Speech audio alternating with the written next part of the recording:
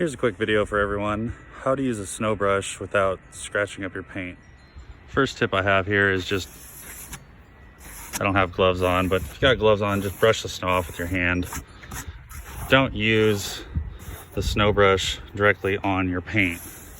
You're gonna scratch it up and be calling me next spring to remove all those scratches. Second tip is get a brush that's long enough where when you're reaching over the windshield, you're not rubbing yourself on the panel of the vehicle and scratching up the panels.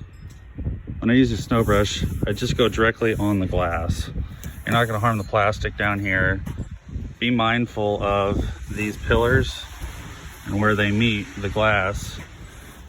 This is a common area where people use their snow brush and they'll scratch up the paint really bad.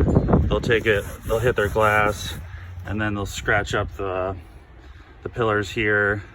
Only use it on the glass part.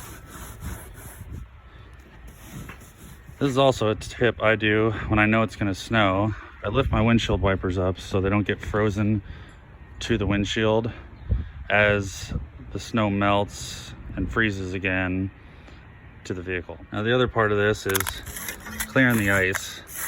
Don't use anything metal. You can actually scratch the glass, and that sucks when the sun shines on it.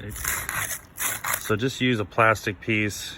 This one's got two little ones, the ones with the teeth on it, or if you've got real thick ice, you can bust it up and then you can use a scraper and move it off. But yeah, never use any metal, never touch the paint. Then when I'm done clearing snow, I just take my brush and I wipe it off on my boot. I don't scrub it off on the vehicle. That'll knock all the snow off of it and you won't have a wet brush in the back of your vehicle.